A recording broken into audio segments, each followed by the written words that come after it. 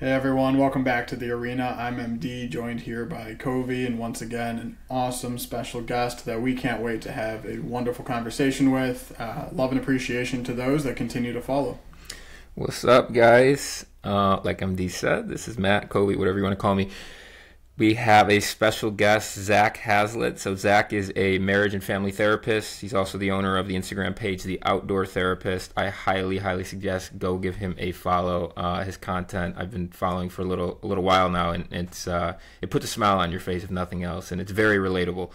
I'm sure he's some other things as well that I don't know quite yet. So with that, I'm going to pass it over to Zak. Zak, why don't you just provide an overview of who is Zak Hazlett and kind of how you got to where you are today?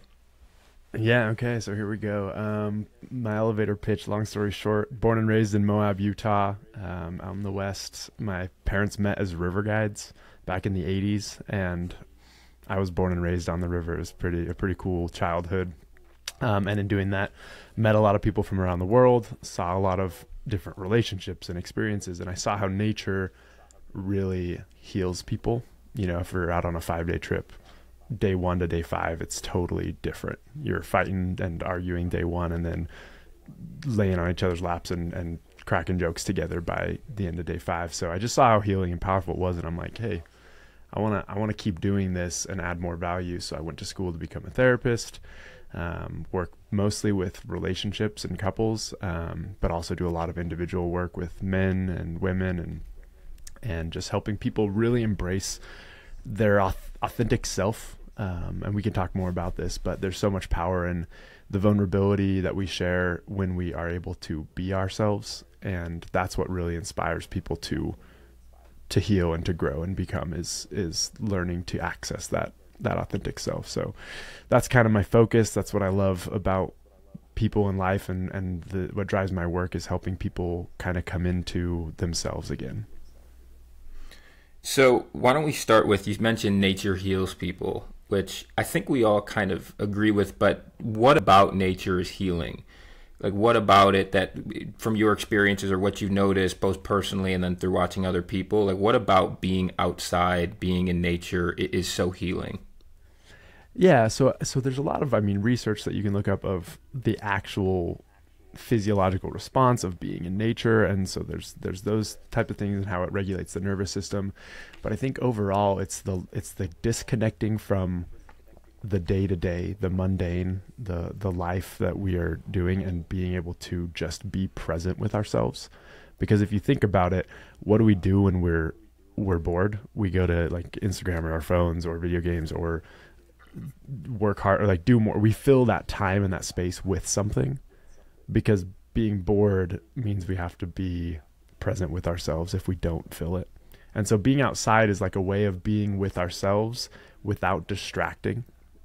And so it's a natural, like easier way to be present with yourself and really just feel what's going on.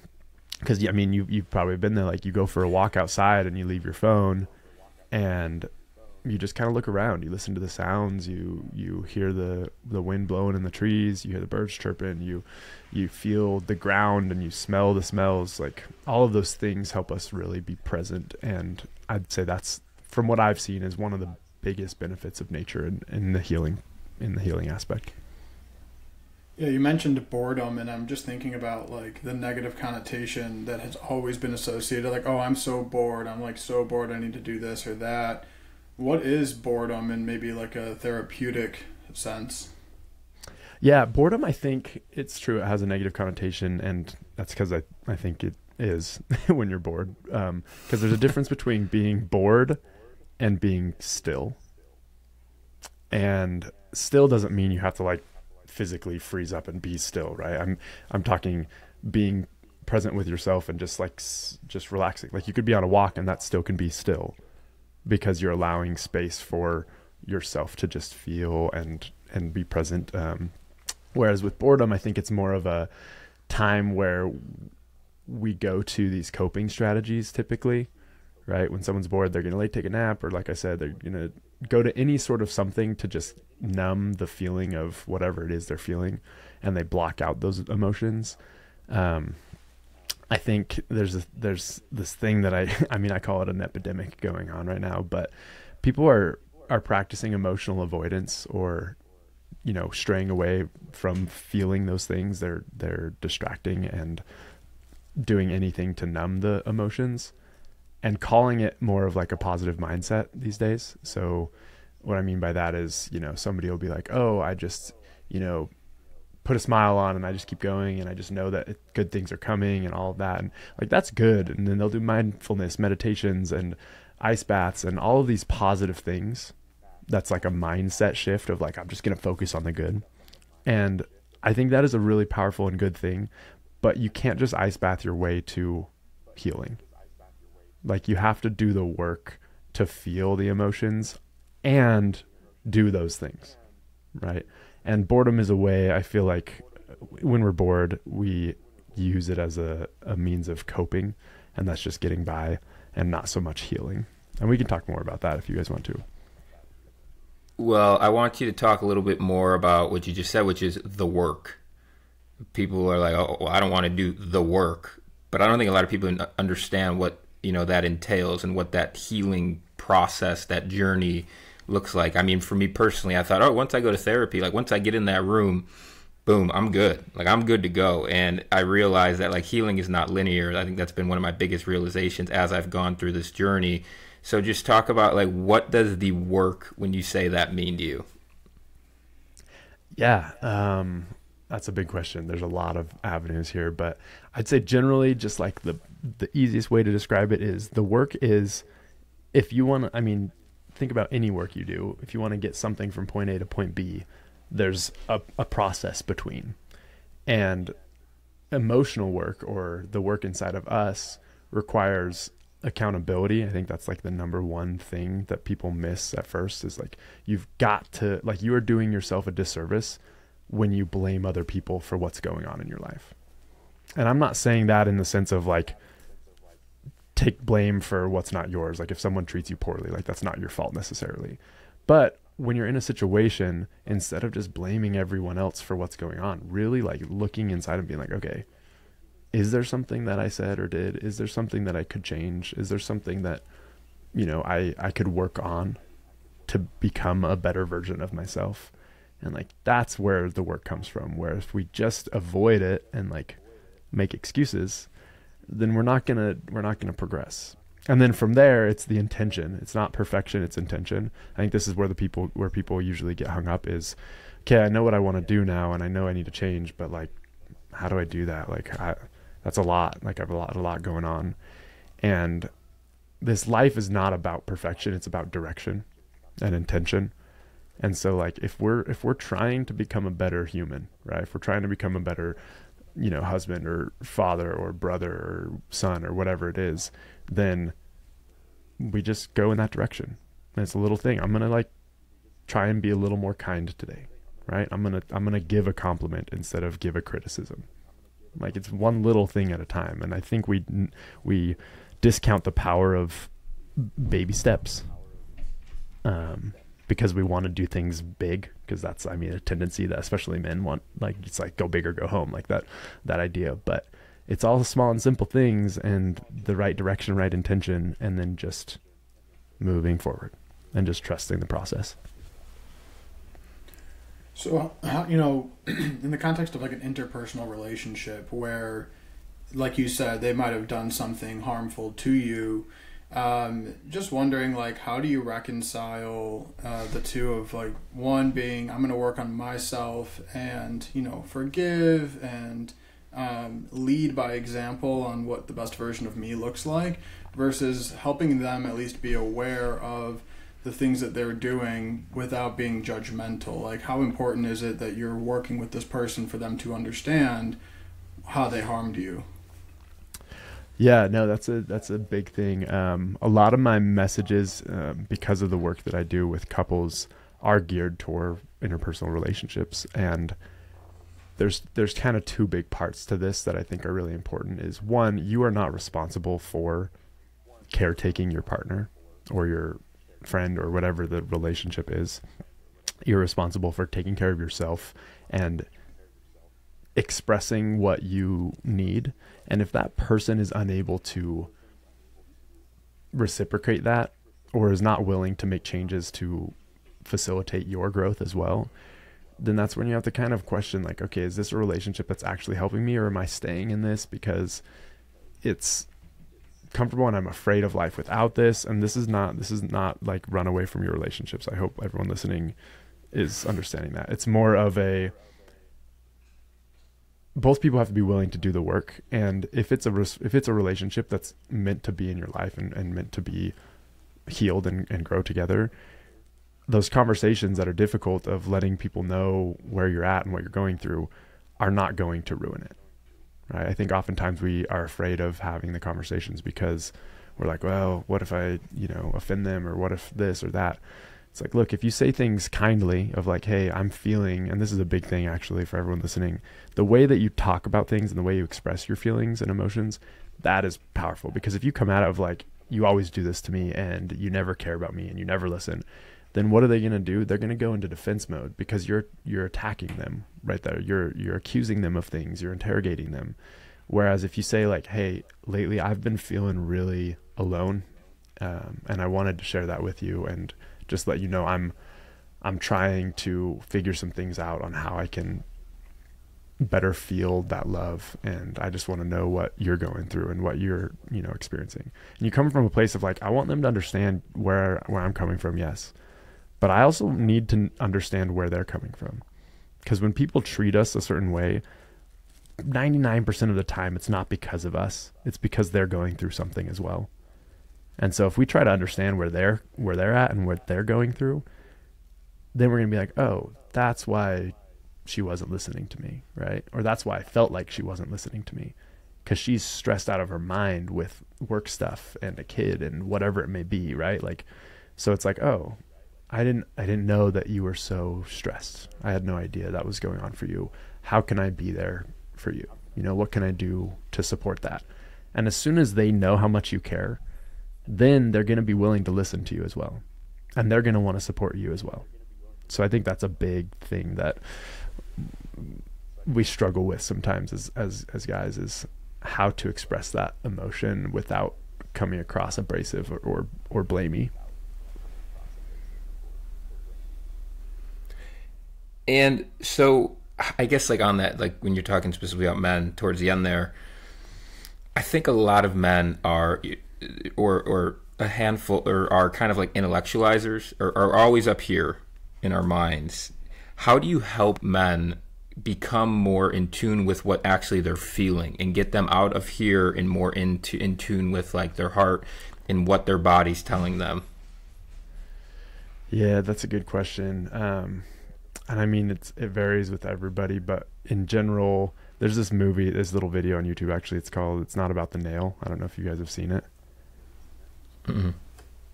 Okay, you'll have to look it up. It's kind of funny. It's like, basically, long story short, I'll explain it for the listeners, but feel free to look it up. There's this girl and she has like a nail, like a long, like construction nail, like in her forehead. And the dude's just like, look, she's just like, I just don't know what's going on. Like,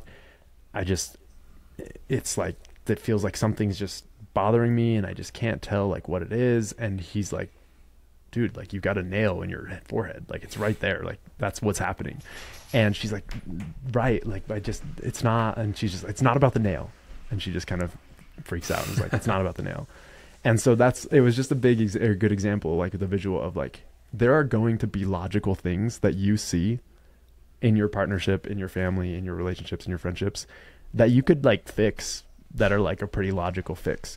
But there's so much more deeper than that is actually causing the issue. And the logical, superficial stuff is usually just a kind of what do you call it? Like the results of everything else that's happening and kind of a byproduct of the other stuff. And so really just consciously being like, okay, I can assume that there's a lot going on internally with people and I will be right every time. Like if somebody cuts you off in traffic, like they're probably stressed out and trying to get to work in a hurry and like have a lot going on, but we can look at it as like, oh, well that's, total jerk, like just cut me off. Or we can look at it as like, well, they probably got a lot going on and what's going to be better. Right. So going back to your initial question, that was kind of a long answer to that, but how do we not intellectualize things? is really just consistently like telling ourselves, hey, I need to go deeper on this, and like reminding ourselves to that. And I'm going to say this, and this is going to be a hard thing for a lot of people, is you can't go emotional and deep with someone else without learning how to do that yourself. So first and foremost, like you've got to really learn how to sit with your own emotions. And a lot of guys struggle with this. Like I struggled with this for a long, long time. People were like, oh yeah, you should just like try journaling or meditating or whatever. I'm like, nah, I don't need that. Like that's dumb. Like why would I do that? And it's because I was just like, no, I can just like work through this. I can just talk about it. We can figure it out. And then I realized like, no, I can only figure it out to this degree because I am only at this degree. If I want to get higher and be able to go deeper, I have to be able to go deeper with myself. So that's when it's like, oh, what am I feeling right now? I'm mad. No, there's more to that. Why are you mad? Oh, I'm mad because I feel misunderstood. And feeling misunderstood makes me feel sad. But the easy reaction to that is she's not understanding me, so now I'm just mad that she doesn't understand me. See what I mean? It's like there's deeper levels, but we have to actually just like allow ourselves to get there.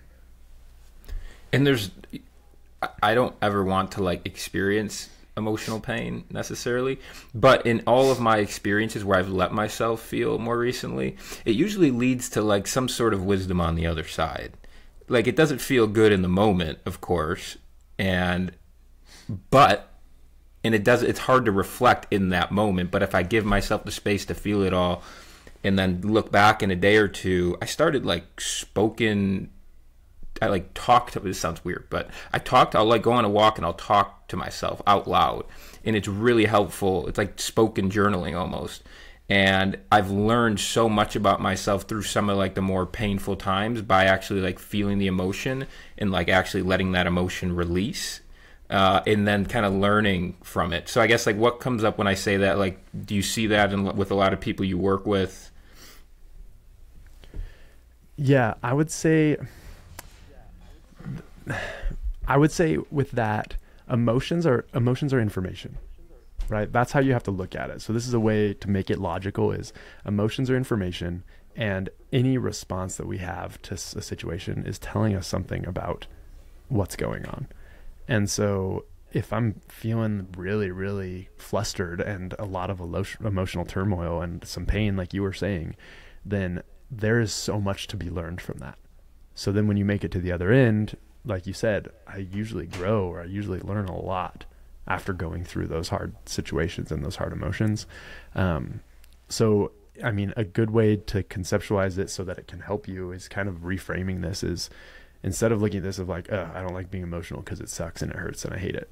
Looking at it and be like, wow, every time I go through something hard like this, I come out stronger and a better person. So then it's a motivation to be better, right? It's like, oh, of course I'm going to go through this, and of course I'm going to let myself feel, because on the other side of this, I'm going to be a better person. So sometimes we look at it as like if I'm emotional, I'm weak, or if I feel these things, then I'm not a strong person. But it's actually the contrary.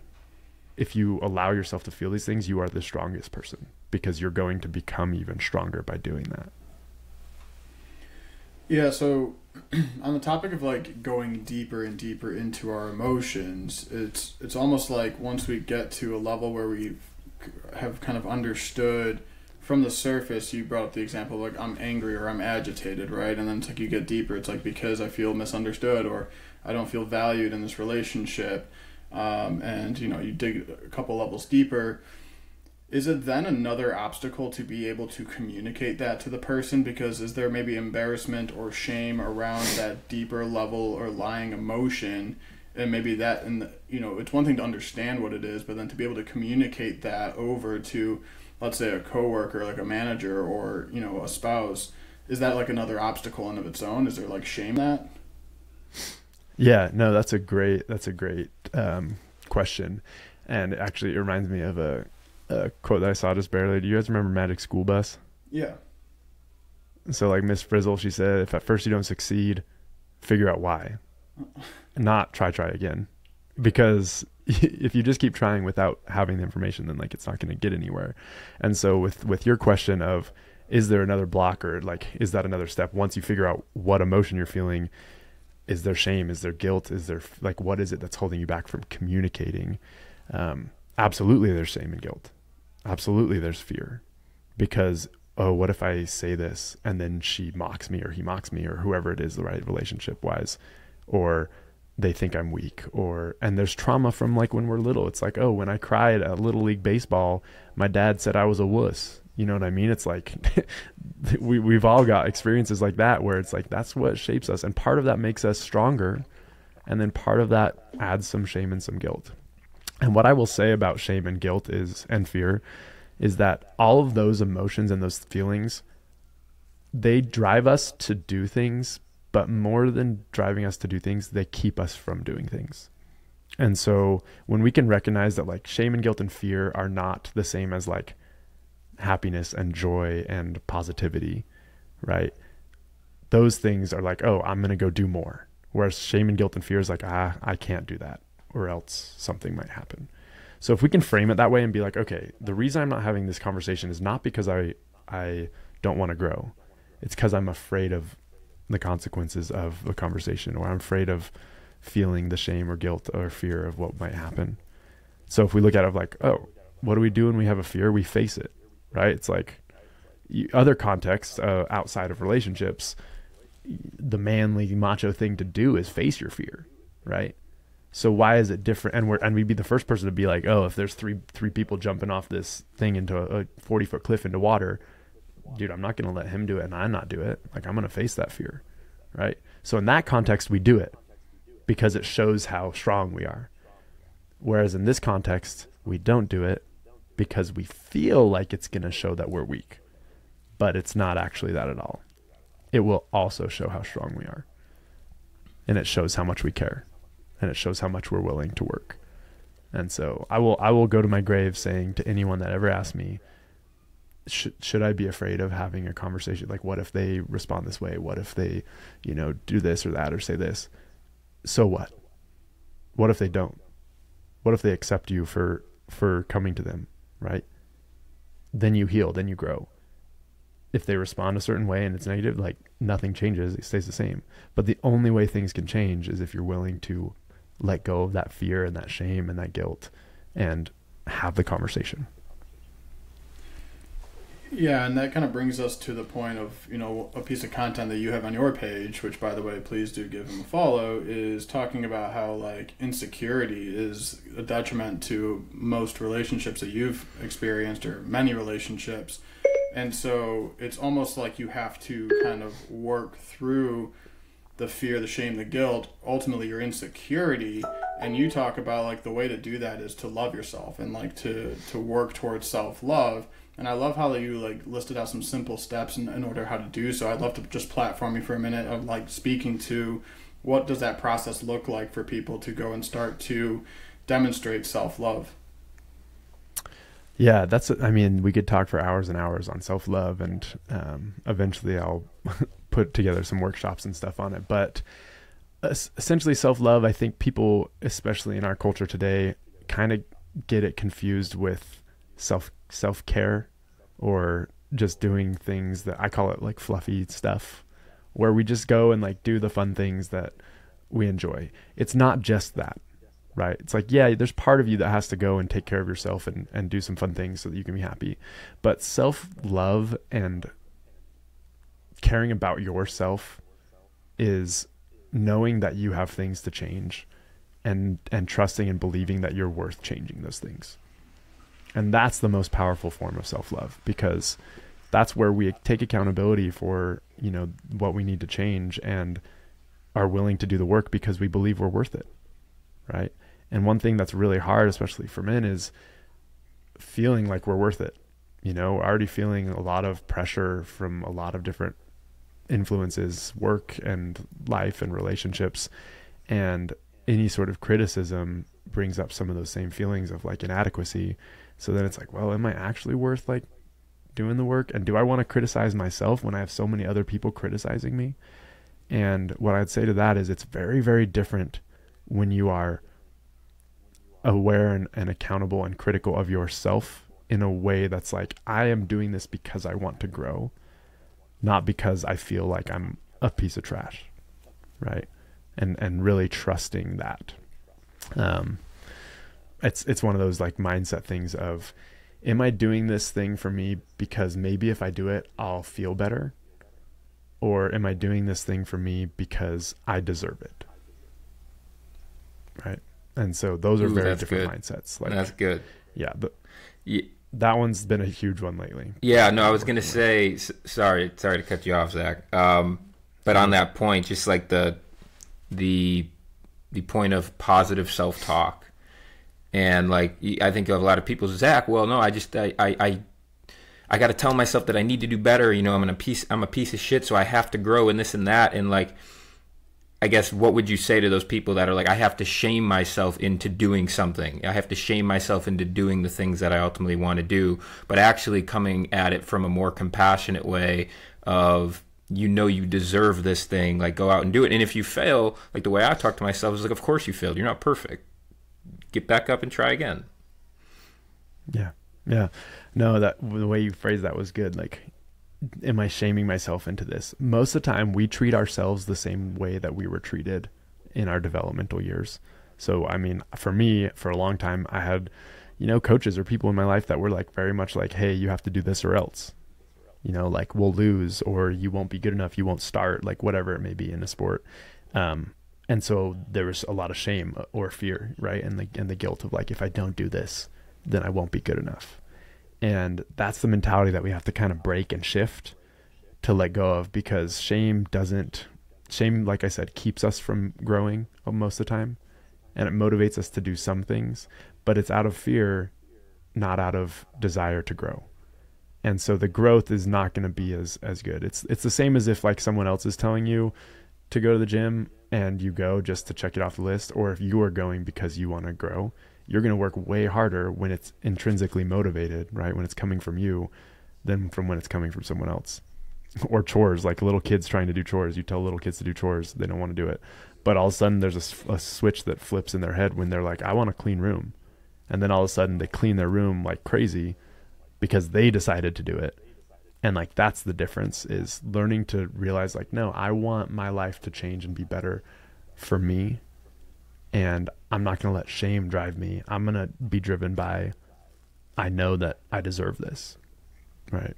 And I guess going into like the next phase of this would be a good example of like, lots of people are doing, you know, ice baths and going to the gym and eating healthier and all of this stuff. And if you're doing it to then post on social media, and I'm not saying it's bad necessarily to do this, but if you're doing it to post to then get validation about the fact that you're doing it, then it's probably not helping you.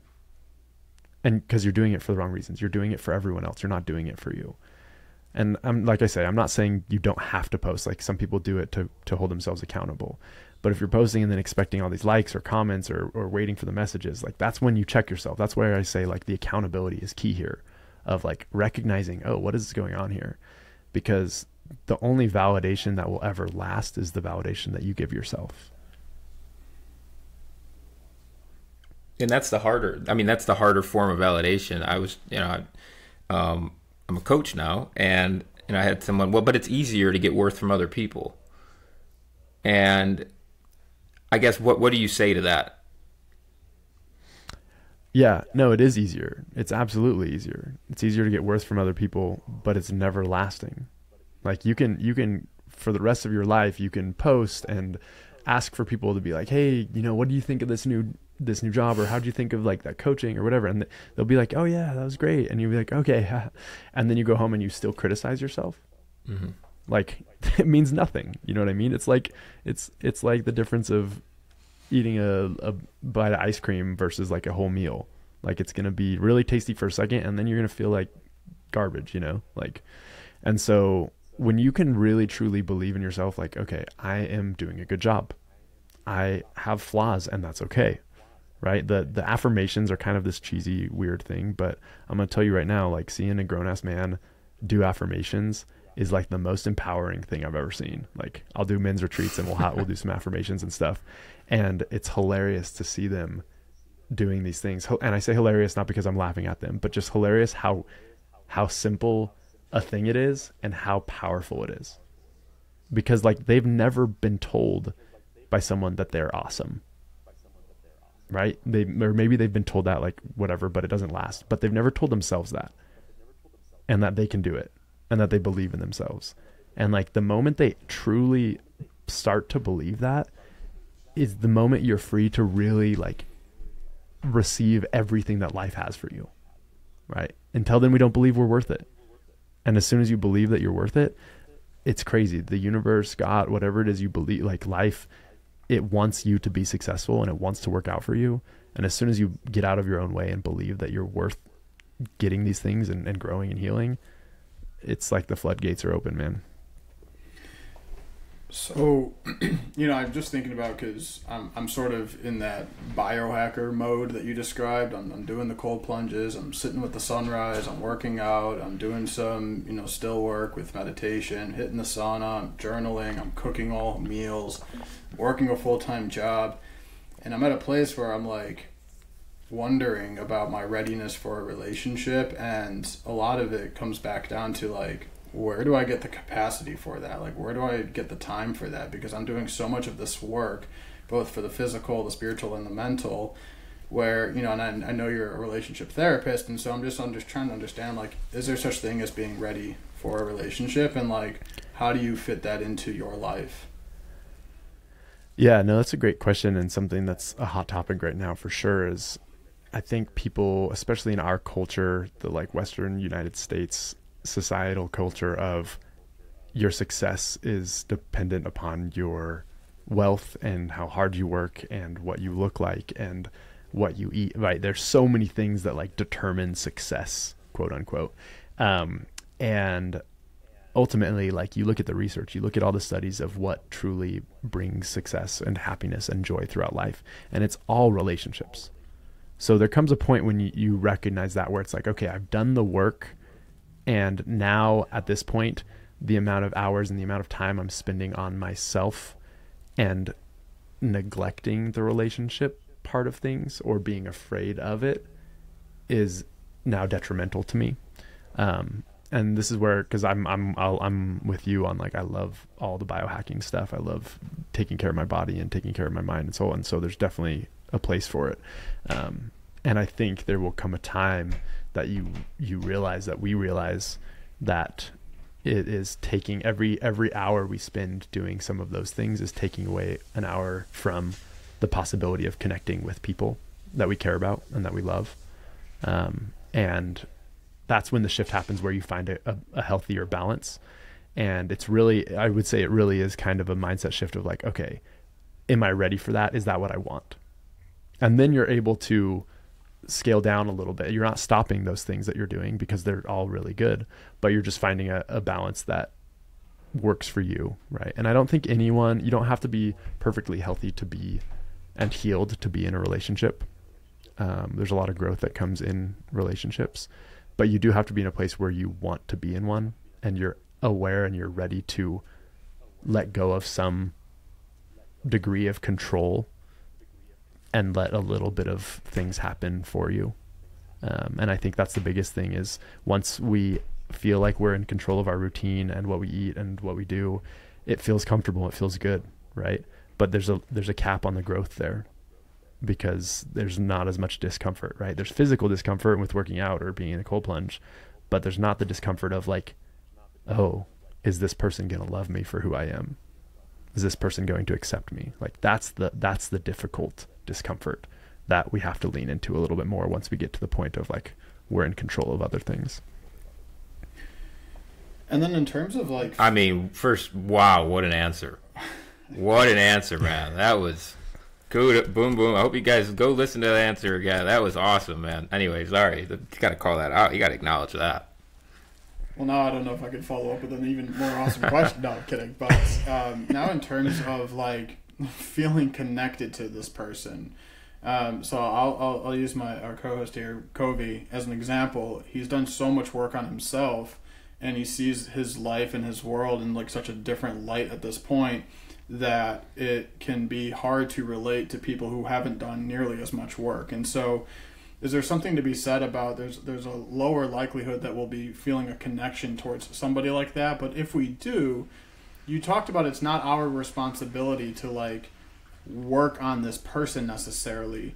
So like, is there something to be said about we should be kind of seeking connection and companionship with people who are at a similar level of the work that's been done?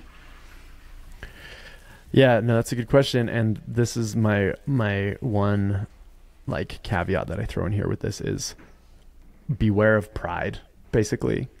I think that's a big one, is when we do all this work, and I'm not saying either of you are prideful or myself, whatever. I'm just saying, like, in general, we'll put ourselves on this pedestal sometimes of like, man, I've been going hard this past year of like doing the work. I'm going to therapy, I'm journaling, I'm like all this stuff. So it's like, I'm expecting someone else to do all of that as well. You know what I mean? Like, they've got to be on my level. And that's going to be a big, I guess, turn off is like one way to say it, of like, from not just romantically, but just to people in general. Like, nobody wants to be around someone who is cocky or arrogant about stuff, but they want to be around someone who's genuine and authentic and real. So as long as your work that you've been doing has helped you get to the most authentic, real, raw, vulnerable version of you, and you're not out here like boasting about all of these things that I'm doing to heal, then you're going to find the people that are meant for you.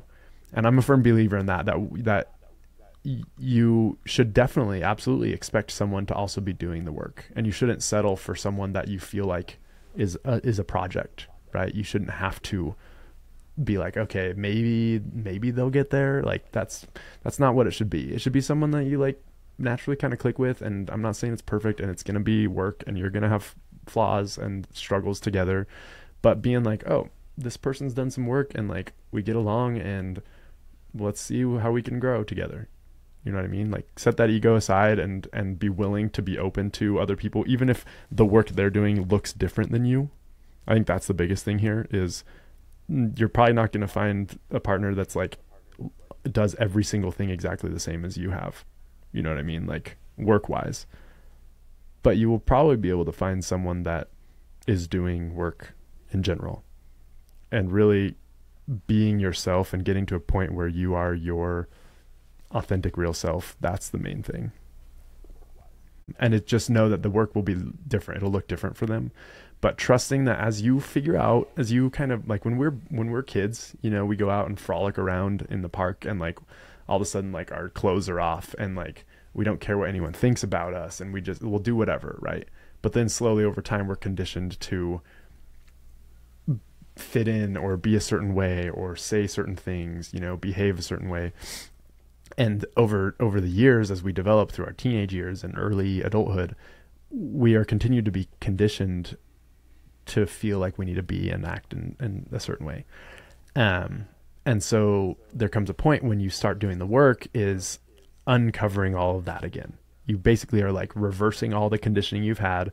You don't have to like do all these new things to become you, like the best version of you. You really have to unbecome. I think I saw that quote somewhere, like, becoming is not about, you know, doing all these new things. It's about unbecoming all the old things. And so as you're doing that work, like, you're becoming your most authentic self. And that little kid version of you that likes the funny random jokes or sings in the car or whatever it is that's unique to you, you'll align with people that like see that and value that. And that's where you'll feel safe. Because in a relationship, I feel like there's these 3 S's that are powerful. Is you have to feel safe, you have to feel seen, and you have to feel supported. And how can someone see you and support you if you don't even know what or who you are? Right.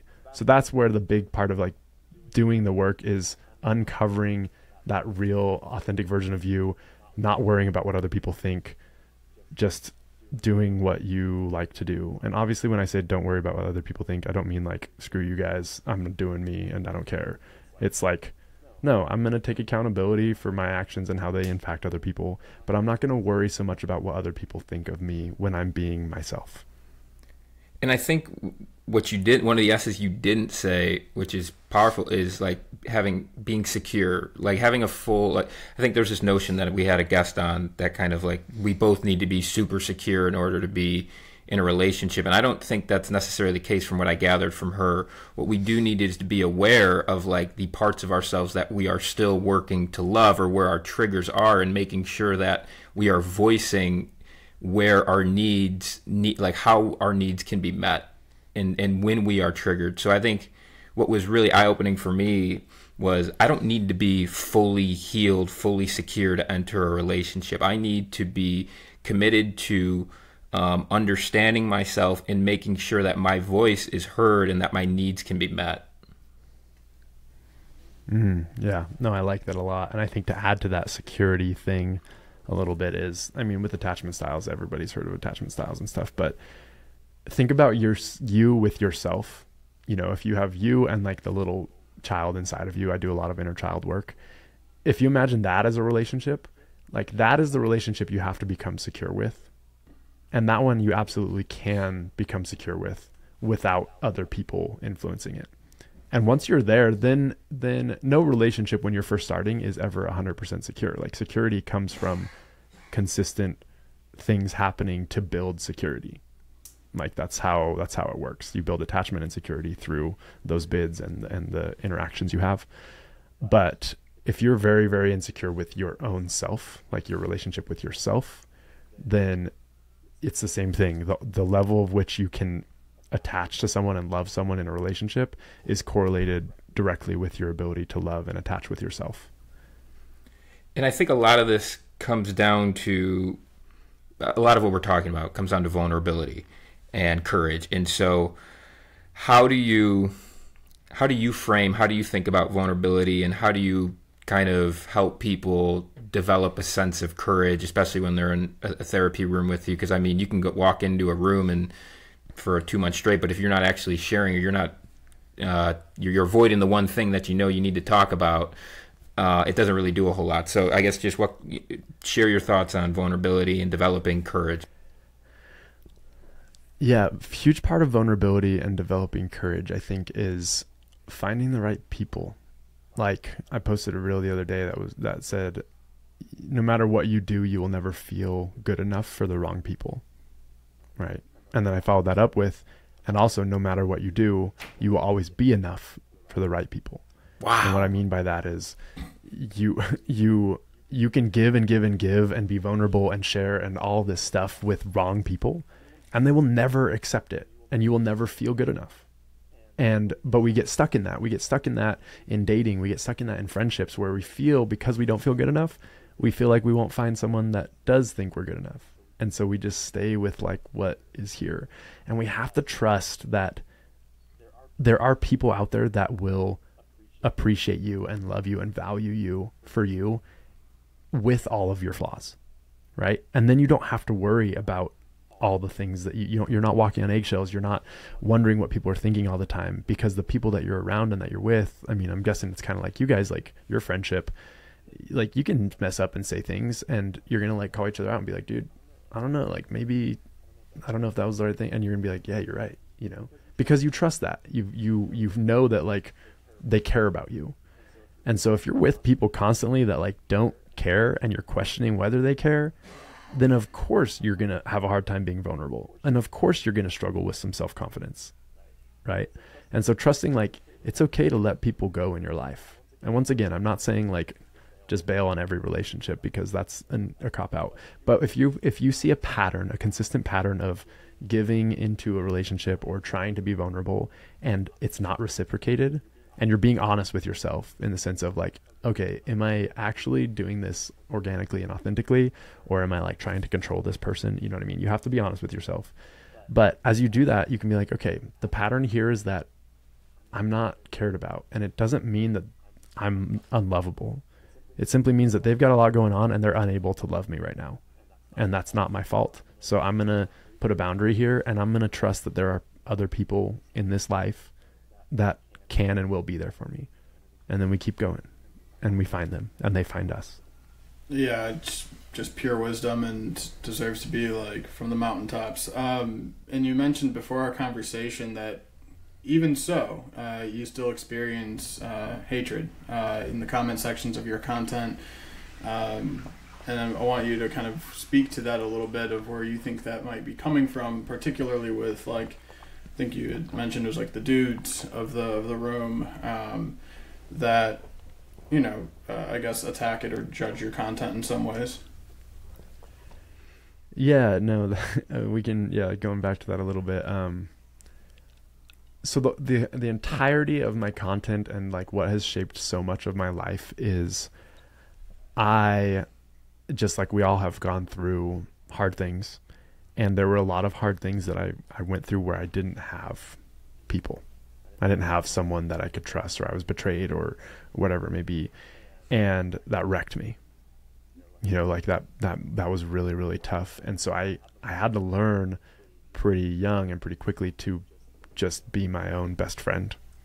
And so I learned to validate myself, and I learned to, you know, hype myself up before certain situations and not worry about things as much. And it took me a long time to really get to a point where I would say just in the last year or two, I finally am at the point where like what people say doesn't actually impact me nearly like it used to.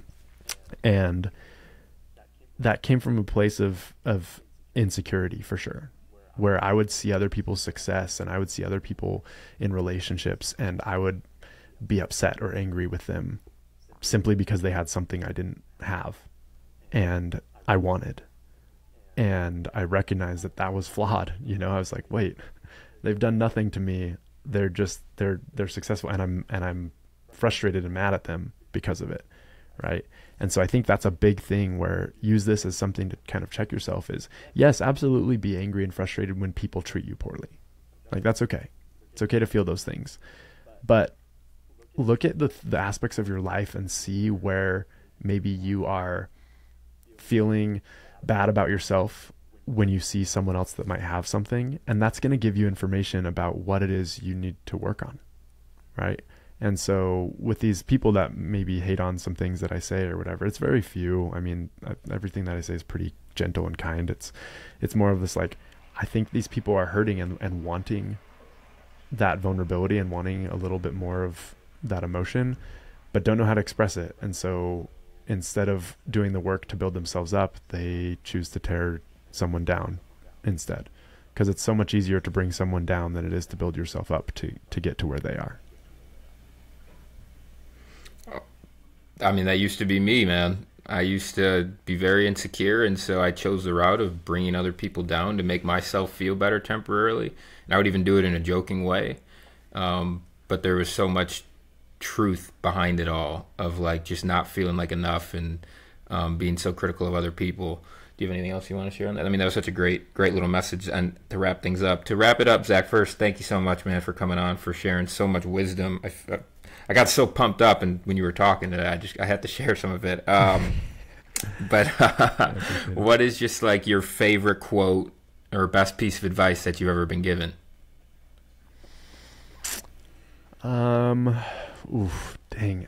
That's such a hard one. I would say